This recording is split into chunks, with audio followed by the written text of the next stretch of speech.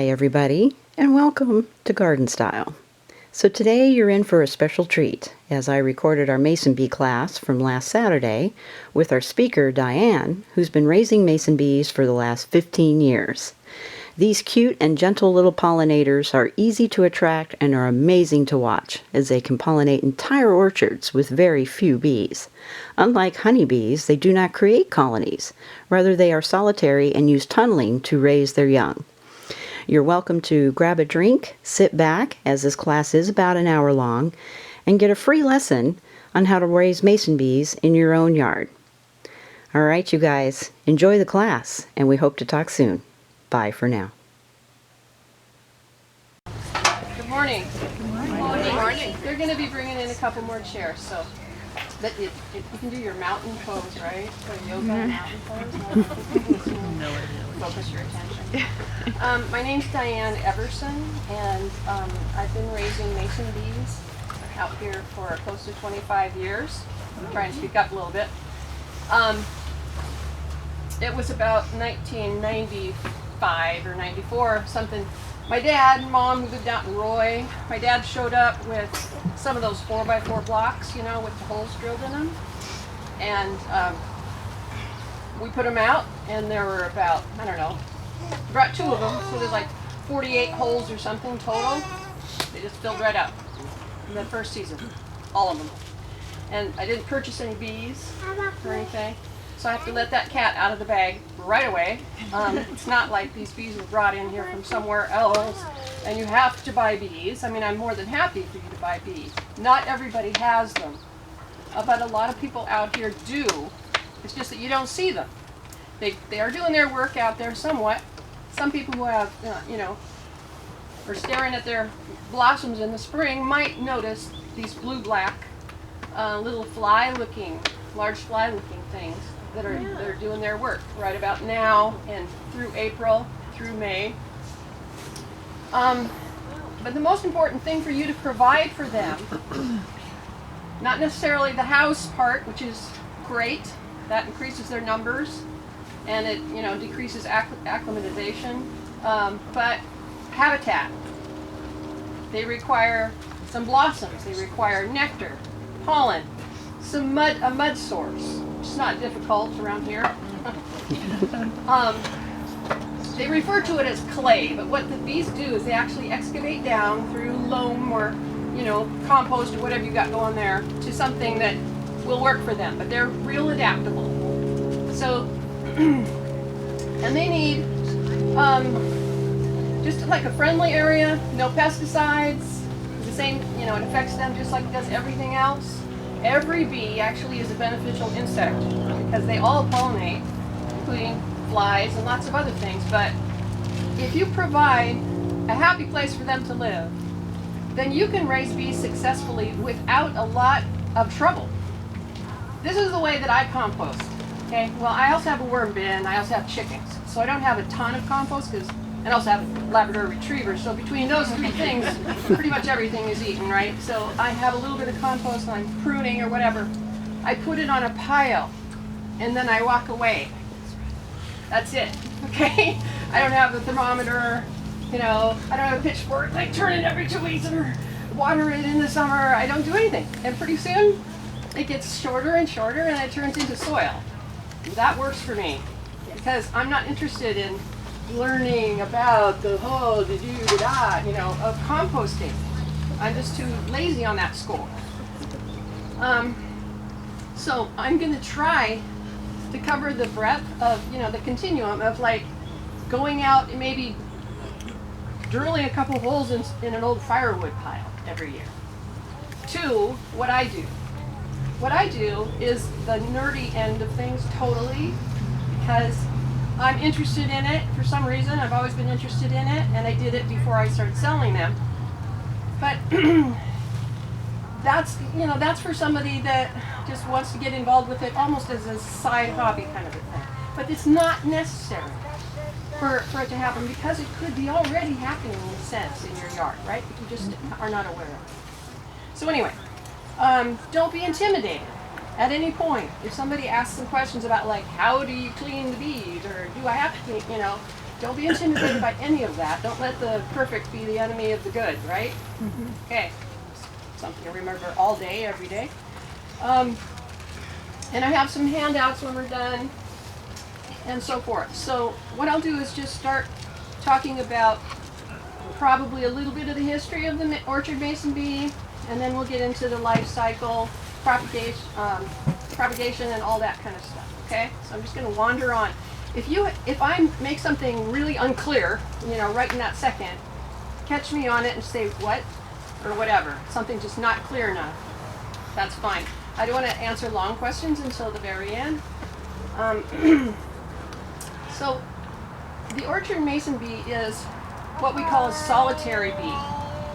They make their nests on their own. There's no queen. There's no castle. There's nothing to defend, right? They are completely non-aggressive. If you have an area where you have nesting bees, if you're not careful, one will just fly right into your forehead or fly into your scarf or whatever, and he'll fly into your forehead and you just both trying to turn around like, oh, well, what was that? And it doesn't affect you or them or anything. You can have them right next to your picnic table. There's a story in this book about Cisco Morris. He and his wife have a picnic table with an umbrella, and the bees are right there. I mean, like right next to them, because that's interesting to them and their grandkids and so forth. So it's nothing to worry about if you have children or pets. The female is capable of a small sting. I've been stung, and that's unusual. There are other people who've been raising bees longer than I have, never been stung. And it happened because I kind of smashed him a little bit, or her. And that's kind of what you have to do in order to get stung. You have to get them caught right up and say, what's that? And then she'll give you a little tiny sting, which is almost not even noticeable. There's no research available about people who might be allergic to bee stings, but I'm saying it's so infrequent that it's really not worth thinking about. Because I'm the only case that I know of. Anyway, the Washington State University gave us the nickname orchard mason bee. Sometimes it's called the blue orchard mason bee, but they call it the orchard mason bee. So WSU gets credit for that. They've done a lot of research, but there are 3,500 different species of solitary bees in the United States alone. 3,500. The osmia, which is the genus name of our bee, is common to, like ours is called, I'll just say it, okay? Osmia lignaria propinqua. Well, there's osmias all over the world, solitary bees. And most of them make their nests in an already existing hole. They do not excavate a hole. They will not make a hole in your house. They will not harm your house if they go underneath the cedar shingles. There's a tiny bit of humidity involved, but hardly any at all. It's actually more of a drying thing because of the mud that's involved in masonry. So it's nothing to worry about in that regard. They'll go out in nature and they'll find, like, the juncus, the reeds, they have they're hollow like bamboo or something, or they'll find an old beetle hole or something like that. They simply can't, they don't have the wherewithal to excavate or do any kind of damage like that. But they'll find something in nature to the best of their ability and make it work. I was in France about a year and a half ago and was walking through what amounted to a very large pea patch in the middle of a mid-sized French town. And so there they have, and it was Osmia something else, like Osmia cordata or whatever it was. It's another solitary bee, and they had nests just like this, for their bees. So it's not just us.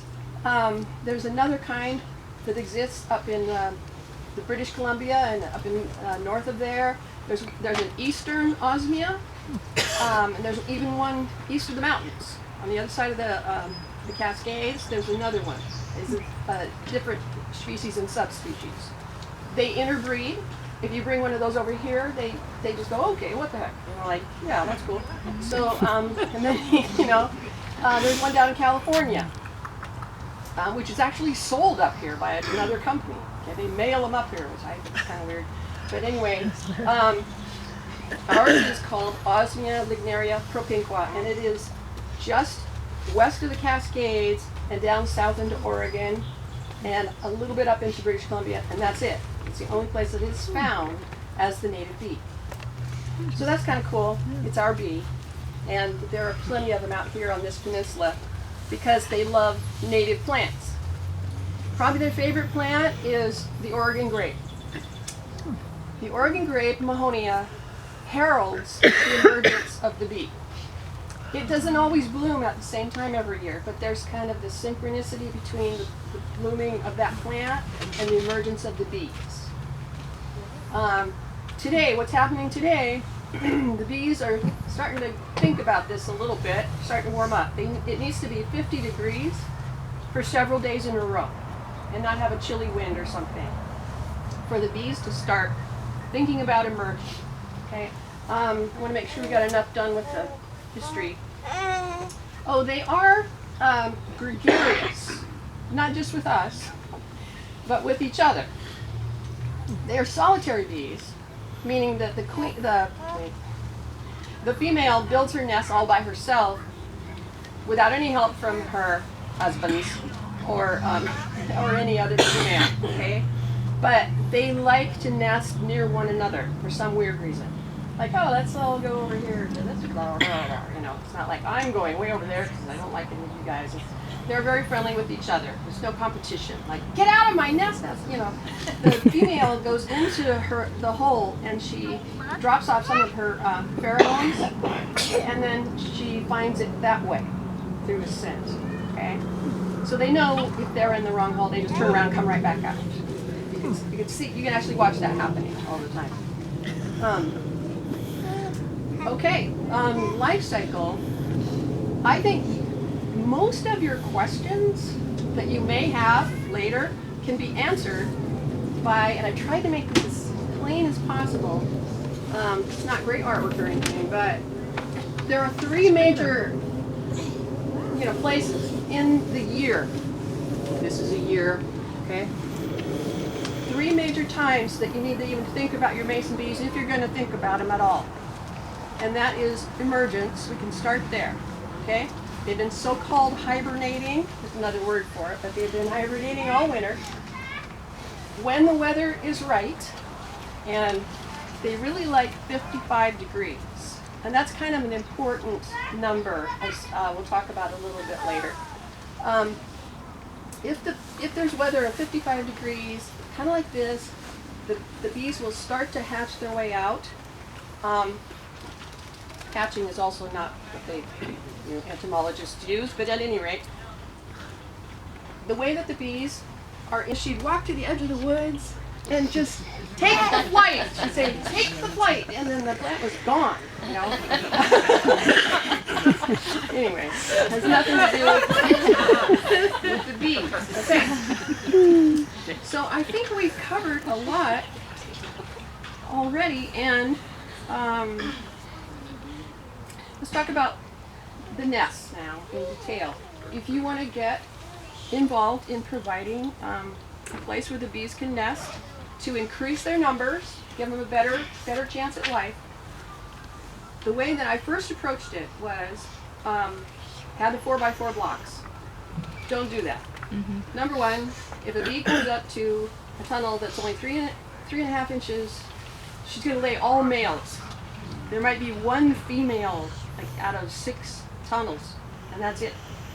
Because they can sense that something is not going to work out.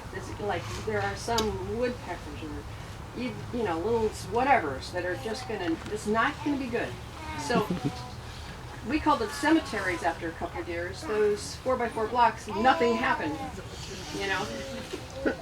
Something got in there, the fungal, there's parasites, there's beetles, there's parasitic wasps.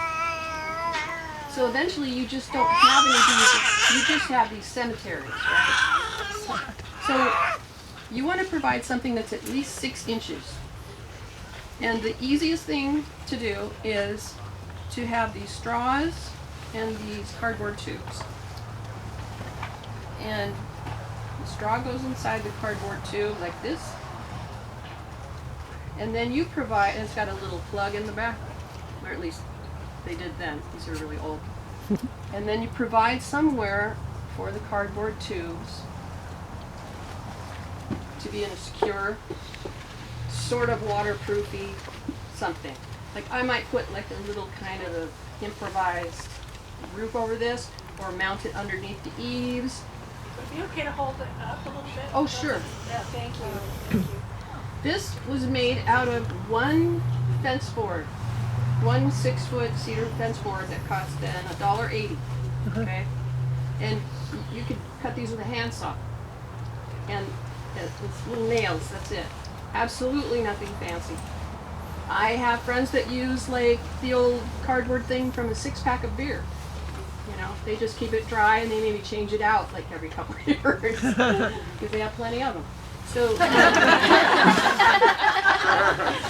have to imagine right now that there's a straw in each of these, but I don't use these anymore, so I don't have any straws. So pretend like there's a white straw in each one of these as an exhibit. You have to imagine that. Okay. So the bees like it. They seem to like variety. Some people just take like 1,000 straws and they put them in an old huge coffee can and they fill up. But are those happy bees? I doubt it. I mean, it's like those little houses made out of tiki-taki and they're not into that. They seem, and they have a sense for what feels right? Well, that's not natural. I know, this might sound really woo-woo, but what the heck? This seems really worked for me. I'll tell you, that's why I'm doing this. Anyway, this is easy to do. These are just prunings off of my fruit tree. Just, chop them up and save them. Use them year after year. And like I say, this can be made out of almost anything. It can be made out of a coffee can, but then just put a few sticks in it. People make really elaborate houses. Just like with the chicken house thing. My goodness. Still good. Yeah, so it's just all over the map. You don't have to be fancy, you don't have to be expensive at all. But it is nice if it's out of the weather somewhat. Here's the rub. It should be facing east or south because it needs as much sun, as much warmth as possible. They simply won't come out if it's under 55 degrees. Now we were talking about that earlier. Pollination, we're mixing pollination in here. This is why the mason bee is so successful. The mason bee is constructed completely differently than the honeybee. By the way, there were no native or feral honeybees in the United States. There were none. There was just bees that nest together, but no honeybees until they were brought here from Europe, several hundred years ago. To back up the honeybee, when the honeybee approaches your apple tree, the honeybee is very sedate and polite and stuff, and the honeybee lands mostly on the petal. And then she has little baskets on her, sit in her little baskets on her legs. And then she'll fly just to the next blossom. A lot of good that's going to do. She's in my Liberty apple tree, and then she flies to the next Liberty apple tree blossom. Yeah, good for you. But the way that the mason bee does it is the mason bee's just like just kind of erratic, and it's built like a big hairbrush or something. It's like all just really hairy, and it like bumps into the blossom and pollen goes everywhere. It sticks to all this hairiness. It's like, and some of it when it flies and it's erratic, so it's like, I'm out of here. What's that over there? Like to the other apple tree. Really, they're just hugely active, and the pollen falls out because they're built, really hairy. But it's kind of like throwing rice grains in a hairbrush. It's like, okay, some are going to be in there and a lot are going to fall out. So when she lands on the next blossom, they're like, right? So then they hit the male parts of the blah, blah, blah, and it goes down to the ovary of the blossom and bada bing, right? You got it. So this is hard to imagine, at least 20 times more effective as a pollinizer than a honeybee. It takes 20 to 40 to 50 times. They haven't really done but they know this from observation. You know, the 20, 30 times as many honeybees pollinate the same number of blossoms as you can get with a mason bee. Love it. Do the males pollinate? No, I didn't think so. no, they actually die right away after mating. Yeah, they go out and they drink nectar to stay alive, and they might collect pollen, but they're not built quite the same. When would you change out that inner straw if you were to get that Right, system? right. Now here we're getting into the stuff that confuses people later on. I'm not telling you you're going to be confused. You're probably like a lot smarter than I am or whatever. But there are details to think about if you want to get into the nerdy part of it. But always go back to these three things. Always go back there first and see if you can figure it out rather than just memorizing all these steps. Does that make any sense? Okay, so I'm going to answer that in just a second. So as far as pollination goes, they're super, super effective. So what I do to get the most bang out of my buck from my bees is I do delayed emergence. And this is very commonly done. Okay? Sometimes nature does it for you. Let's pretend like I didn't have like thousands and thousands of bees in my refrigerator. Let's say I had 300 bees. Okay? So I might, right, in the refrigerator. It's a back. You have your bees in the refrigerator, and I'll tell you what they're inside and everything. The bees are in the refrigerator. It could be just you take these cardboard tubes, put them in the refrigerator. As simple as that. Okay? And you can do that after when? September 15. You can put them in the refrigerator. Just don't like use them for maracas or whatever. Just carefully put them in the refrigerator, and I'm going to release some bees in about a week. But maybe I'll just release 1/3 of them. Then I'll wait a week, and I'll release the next third, and blah, blah, blah, until, I've got maybe in 3 or 4 stages, so that I've got mason bees coming out when my apple trees are perfect to be pollinated. And it takes a while for the bees to get up to speed, because you put them out, they're not going to hatch overnight, so you put them out a little ahead of time when you want to pollinate what's really, really important on your property. But you also have to keep in mind that you want to pollinate all the natives, so be sure and do that early emergence as well. So you do it in stages, right? And then you get everything you want. So that's the way I cover that. And your question was, how do you deal with this? Okay, this is a little bit of a challenge. And I think the easiest, I was thinking about this morning, the easiest way to do this is for you to simply have twice as many cardboard tubes as straws. Like let's say you have, just for simple math, you put out 10 of these, they're full of bees, okay? Get them out of the refrigerator, you stick them out there. Then you have 10 cardboard tubes with fresh straws right next door. 9 times out of 10 or even more, they'll choose the fresh house rather than this old thing over here. It's all dirty and everything. They'll choose the best, the best thing going. So that's the easiest way to do it. Some people will take the straw out, and if you have, so I take like an old sheetrock screw and I touch the edge of it and then just pull it out. If you have these in a nice dry location while they're being laid, this will slide right out, and then you put it in the refrigerator. Then you take your old cardboard tube, put fresh straw in, and it's waiting out there, like a week ahead of time. And then take the straws out, put them in, say, a box or something, with a little more protection, so they don't get all wet or whatever, moist. And then this would obviously be open, so that they can just hatch right out of the straws, and then come back and go in the new holes. Does that make sense? Like I say, this is where it's just detail stuff. Another thing that I heard from somebody a long time ago, and I've never tried it, but I think it would work, is take the straws and put them in a cardboard bag, a paper bag, and stand it up and then cut holes.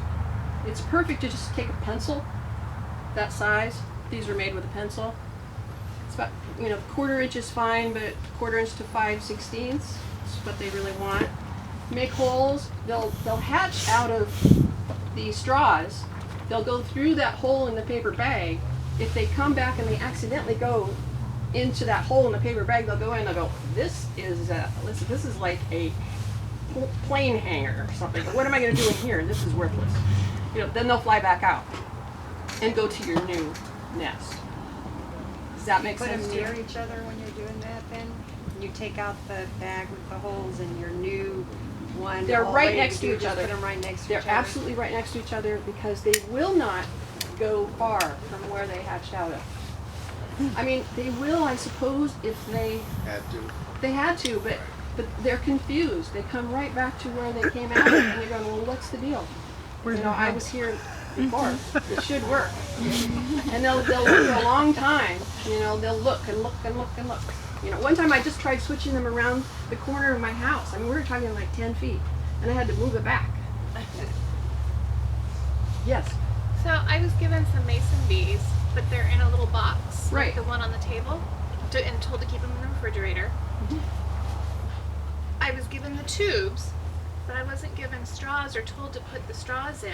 And when I saw her doing it, she was just undoing the cardboard and then cleaning them out and putting them in the little boxes. So she just uses the cardboard and not the I paper think straw? so. Yeah, Can you do that, or is it too big? It's a lot more expensive to do that Oh, because the straws are a lot cheaper than the cardboard. okay. And it also works better because the cardboard will absorb moisture and get gunky, gooey, icky. And how are you going to clean cardboard and make it fresh for the next year? Okay. It will, No, I think it she will- undid them though, and she pulled all the little Okay, the well bodies that's she's a out, just lot of wasting money that money. she spends on cardboard tubes and it, and then puts the little bees in the box and the yeah, queens, and yeah. then puts them in the fridge. That's fine. I'm just saying that straight on. she's skipping a step. I which can is- just leave it alone in the tubes and be fine, and not have to go through and clean them all. Okay, well that is something that you could do, but you don't have to. Okay. No. That's, yeah, I think. I'd rather do that than. Yep. I think we ought to just say that the middle way is a really good way to go, the second. And that involves simply buying new straws every year, and that's it. And you don't need to buy new cardboard tubes unless you have super success. And that's okay. If you have, I want this many bees, and if more bees come back looking for a place, I say, go out to the woods. Just go somewhere else. Or if you want to have more, go ahead and buy more nesting material, but give those straws to your friend or something. Oh, okay. Yeah, I'm not in this to get rich, I'll tell you, because I want the bees to be everywhere.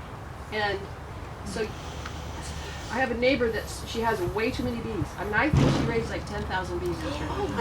Wow.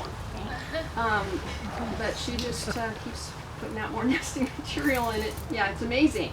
If you have the right, habitat, it can be very, very successful. Yeah. Did you say paper straws? Or Yeah. plastic straws? They're paper. They're paper, okay. Yeah. Paper's much preferable. Don't use plastic straws. Yeah. Can I ask one more? There was a question in the back. Yeah, so how high up off the ground do you put it? And Right.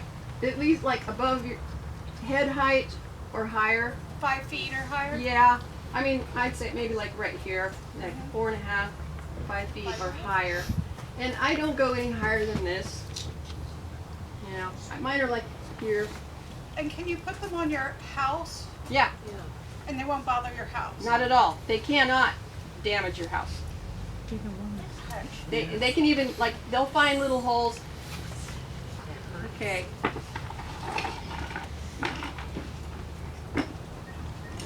This is the little black protector thing in the back of this tube. The bee went to the behind this tube and put a masonry plug in it. Let's just go everywhere. The weeping holes in my wood windows so the water can get out, it's all full of mason bees. If I leave an electrical cord out, that third thing, that's got a mason bee in it. I mean, they'll go up your nose, But they should be protected, right? So that the houses should be like, No, from the wind and the rain or. Oh, the bee should be protected for sure. Yeah, and that's the difficult part. Sometimes you have to get creative. Like I have some old carbonite or whatever that is stuff is. It's like plexiglass left over. It's clear. It's like that. Yeah, it's that stuff. And I cut pieces of it, and I make like an arch thing. If I have like a remote nest, I have like 4 places on the property where the bees are, so I have to construct something. It's going to be, you know, out of the weather, mostly. But I also make like little junior ones right in the middle of an apple tree. And that's a slightly older apple tree, not a little tiny one, you know, that like goes boom, boom, boom. But they fly out of there, and then they like, oh, this looks nice. And there they are, pollinating that tree immediately, you know. It's just really cool. So they like to be someplace that isn't going to shift back and forth. Some people think they just want to be on a building, but you know what? We don't have buildings in nature. They don't just, you know, they're not out there in the middle of the woods, so it seems to work so far. But it's handy for you to have it on a building. It's easier to provide some kind of shelter for them. If the straws are made of paper and the cardboard tubes are made of paper, why do you need both? Because the parasitic wasp, first of all, for a number of reasons, this isn't enough protection from ambient humidity. And the bee is not going to sense that this is a safe place to be. And how do you clean those? You don't throw You these don't away. throw those away. Okay. So they're Put them in the worm bin. Okay. Great. Okay, thank you. She told me to wrap it with foil, bundles, and then I'm sure tape that's a nice friend, but So as that- far as basin bee advice, so that the maybe not. okay, Not. so that the parasitic wasps don't get It's into really the not. bundle It's of. really it's not necessary. Yeah, it's not necessary. Oh, I like your Parasitic so much better. wasp has a really hard time getting through here. Usually Okay. thinks it's too much trouble. The cardboard tubes work really well for Okay. keeping the wasps out. Okay. Yeah. Sorry. No, that's To be rude. More. less is more. Exactly. Always go there first. That's how I approach everything. Like, what's the least amount I can do to make it work really good? Remember, the bees are working for you. Okay. Yeah, parasites and icky stuff that happens in here. Okay, so now let's go over to the other end of the spectrum for someone who wants to be real, you know, mason bee nerd, whatever, you know, can get into it. This is the way that I raise the bees. I have many of these, and I was really lucky and bought these off of a guy that was quitting the business. His name was Darren Gordon, a really nice guy, lived up in Manchester, and I just happened to run into him about the time when I wanted to get, you know, fairly serious, like 15 years ago. But you can make these if you're handy, like, you know, with a router or, you know, something. We made some, but the holes turned out to be square, and I'm not as happy with them. I'd really like to have somebody make me some that have the half circle, because it just, the bees come out bigger. I mean, my bees in the square ones are actually like square. I don't even sell them. I don't know that to the size. So anyway, so these are held together in the back. Screw this on. Put these two on the side. We didn't know what we were doing, you know, with these. Like, actually, we bought this like in long pieces of lumber, and when we sawed it up, and I'm talking about my sweetie pie, Tom and I, and then we put these on to hold it together. So along about November, I usually wait till November, I don't know why, so it's good and cold and I'm standing outside doing this. I open all these up, I get all the cocoons out. So I see exactly what's going on in here. And you see, after years of use, you know, the staining just comes from humidity and God, who knows what, you know, masonry, all that kind of stuff. So I get them out and then I clean the bees. Now, my bees are not cleaned in water. Some people do that with like a bleach solution, and I'm just not into that. How am I going to dry my bees? By the fire? You know? Anyway, so I put them through a series of sieves, ending up with like a paper towel where that gets some of the bee poop off of them at the very last stage, and then I put them in the refrigerator, and I have this special bee storage thing. It's just an old bunch of trays from a dehydrator. And I just put like a piece of paper, and then I pile the bees on, and so in my refrigerator there's like 10,000 bees in there. But they're all stacked up, and they don't take up that much room. If you don't have very many bees, you can just go ahead and put them in a release box of some kind.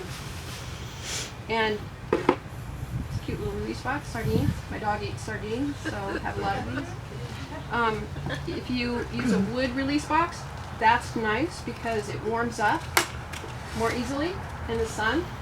This is just like from a garage sale. Drill some holes, 5/16. Just be creative with it. This is what you find in the release boxes after the bees have hatched. So these are getting kind of old, they're kind of falling apart. So we just pass this around. So what we have are empty cocoons, and there's also some pollen bullets in here. See that kind of a goldish color thing? That's pollen. The larva was, the egg was laid and nothing happened for some reason. It just didn't take. There's also, if you look carefully, there's some masonry plugs in there that, are between each of the cocoons. So we wouldn't necessarily see that if we just take out that little tube each winter. No. Just take out the tube and you put the tube just directly in the fridge in a box. Right. And then you would just wait for them to hatch and Yes. throw that tube That's away. like the middle way. Yeah. Yeah. So what I'm talking about now is like you want to get completely, totally involved. Okay. I had heard that you had to be careful what you store them in the fridge because the fridge will dry them out. Right. Frost-free refrigerators are drier than the old-fashioned ones. So just keep a little bowl of water in there. In whatever In the container? refrigerator, Or just near. Yeah, I have never had a problem. I mean, I Okay. have lots of vegetables in my refrigerator. I never did anything to keep them, And I have,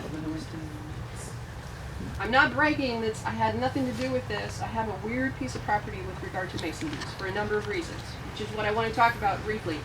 If you open up your nests, unroll your straws and look, clean them or look what's in there, you have a very high chance of having mites. Okay? They're pinkish, orangish in color, and they're moving around. And they will eat the food supply, and so instead of an adult bee, you'll have a big pile of teeming mites. And then in the spring, when the bees hatch, they'll come flying out with mites on them. Oh. Yeah, and it's so icky, and I can't imagine it. I have never seen one mite on my bees, never. And the Darren Gordon that I learned thing, he says, "I don't believe you." I said, "Well, I don't care. There are no mites." Yeah, and all of the bees that are sold here are from my property. I didn't bring any bees in from anybody else and then resell them or anything. They're all from my bees, and they have no mites, but that could very well happen because it's super common, apparently. And you think you have no mites because of your system, your method I'm just lucky. you're just looking. Lots of people will even do this, and they still have mites. They still have mites. Now, mites, that's why I started talking about it, because if you just do the middle way, some of your bees, you won't have as much success, percentage-wise, but it's okay. Like, let's say you have a dead bee. Okay, lots of reasons for dead bee. How's the bee behind it going to get out? Sometimes they can't. But you can, just for fun, if you see like some straws, like, what's going on here? Nothing much is happening. Unroll it. You can't hurt it. It's like, and you maybe have a little shelf next to where your other bees are being released. Just unroll it. Sometimes there's a bee, they'll just like, thank you, and really, it'll be in there alive, behind a dead bee or something. Or for some reason, it just couldn't get out. So you can't hurt it. If it's time for it to emerge, it's a nice day, just unroll your straw, give you something fun to do, and see what's in there. So you might find mites, you might find a fungal thing, it's called chalk brood. You might find parasitic wasp, pupa thing ready to hatch out or whatever. So just be ready for some ickiness, but it's not a big deal. About how many bee eggs will be laid in a tube? Right, very good question. So like about 6 or 7 in here. 7 would be a lot. So, I have a question. Yeah. So you keep your bees in the fridge in the wintertime, Yeah. and then you pull them out, and you need to put them in a release box, or Yes. you do need. Yes. Okay, that's a mandatory. Yeah, they'll warm up. In the tubes. And they're in a cocoon. You can leave them in the tubes. Okay. Sure. Okay. Yeah, you put the tubes in the refrigerator. Got it. Yeah, and you can, if you can, slide them out of the cardboard at that time. Go ahead and do that. Okay. That'd be the best thing. 'Cause then you can reuse the cardboard, right? The new straw, it saves some money. Does it have to go in the refrigerator, or can Yes. they leave out there all winter? They won't They survive? can stay out all winter if they're protected. Right, okay. Absolutely. They can have day after day of sub-freezing weather and it won't hurt them. There are some people who are concerned about that who live up like north up in British Columbia and stuff. And they're not even sure that if they're not overreacting because they can handle it. You can move it to like a shed though, can't you? No, not I don't advise it unless the shed is pretty much the same temperature as outside. Yeah, an outdoor shed. Yeah. That's what I'm talking about. Yeah. Not the kind of shed where it has a door and the walls and not that. Yeah. Okay. Okay. It has to be just plain cold. And don't put them in the basement. My basement's warmer than my house a lot of the time. Or it's a tall crawl space and I don't put them down there. So if you leave Because them outside, You'll have early emergence and you won't have proper maturing and it's not the way it's supposed to work. If you leave them outside all year round, then what kind of protection are you talking about? All the way around? From rain. Or just from rain? I mean, the masonry's pretty waterproof. The cocoons are waterproof, but I put it to the test. It encourages fungal growth, and it's not really good for much of anything. Yeah, the south-facing situation, the wind is a Yep. huge Most of our wind comes from the south. Yeah. You have to protect from the wind as well. So is it just like I think you do because the wind carries the rain, right? So it has to have a certain overhang. Yeah, a certain overhang, right? You can take them and turn them around and then cover up the back. But have a space in the back. Yeah, have a space in the back and then cover up the back with a piece of plastic, whatever. Yeah, just don't wrap the whole thing in plastic. And then that's helpful. See, you just start thinking, like what would be the easiest thing? Yeah. Are the mites, is it the varroa that they're susceptible to? It's not the same mite as has been affecting the honeybee at all. There's two mites that are affecting honeybees, and it's a different mite altogether. It's the orchard mason mite. We have like a huge variety of mites for every occasion. That's part of it. I suppose it's okay when you said no vibrations, but like how sensitive they're wooden fence posts to mount the house on? Right. I have friends that put them on a really solid wooden fence post, and it works fine. Yeah, you just don't want anything that has much movement at all because the bee's not going to feel. Thank you. The bee's not going to feel confident about that. So if I'm unlucky and I have mites, what do I do? Nothing. You just won't have as much luck. If every couple of years you want to just bust out and clean the bees, then my number, is it's 2046. It's 884-2046, and I really like answering mason bee calls. I don't get a jillion. I get just enough to make it interesting. 2046. But briefly, I get all the cocoons out. I have a number of different sieves. My favorite one is the one in the Rain Tree catalog. It's for lingonberries. It's from Sweden. It's red. You can use it for huckleberries, to clean your huckleberries. It is marvelous to clean huckleberries. So I put them in there. A lot of the masonry plugs and detritus falls through, and then I put them through the next thing, and then I put them in here. And then I go like this. Oh. Yeah, and like I said, I don't have mites, but if I did, a lot of them would come off. And this is what I do in lieu of cleaning with water or anything else. Now you're not cleaning the bees themselves. You're cleaning the little cocoons. Right. Okay. The bees are still in the cocoon. Yeah, this is in November. Okay. So you got the nice solid cocoon. And they're pretty tough. They're really tough. So you can go like this, and I roll it around. And then I pour this through another kind of a sieve, fine sieve. And then I have the bees ready to go in the refrigerator. Sometimes I'll take them then and I'll put them on a paper towel to get some more bee poop off of them and then put them in the refrigerator. What's in that jar? Sand, just place pure sand. like the kind for playground. It's called Play Sand. It's at Home Depot. But this is serious business. This is a lot of trouble. But you could do it like every 3 years if you find that you do have mites, because then you'll kind of start afresh. Then start with some very fresh nesting material. Like I scrub the heck out of these things, even though I don't really need to, but I make sure this. I just sort of did this cursorily yesterday. There's still some masonry on the edges. You mentioned woodpeckers, which is No, forget it. one of my favorite things. Woodpeckers. No, the woodpeckers don't bother them. Really? I'm 'Cause mouthing I love off. woodpeckers. Chickadees sometimes do. Yeah. They can't get very tough. No. Hummingbirds? No. Would you Birds don't scrub really them? bother. Pardon? What do you scrub them with? Just a really stiff brush. Okay, just hot For water. the first couple of years, I was on my knees up in the bathtub with a bleach solution, and then I got tired of doing that. So no bleach, just hot water. Yeah, no, I just have a really stiff brush, Okay. the one kind of like you clean the barbecue with or whatever, and then I set them out in the sun, and they're just, you can eat off of them. It's just masonry that's in there now. Because I don't even really get the fungal thing. And you put a straw in there. No, You don't put a straw in No, I this don't need system. to. This system does not require a straw. right, I don't need to buy straws or cardboard tubes anymore. This was like 3 years ago that I completely went to the houses. No, thank you.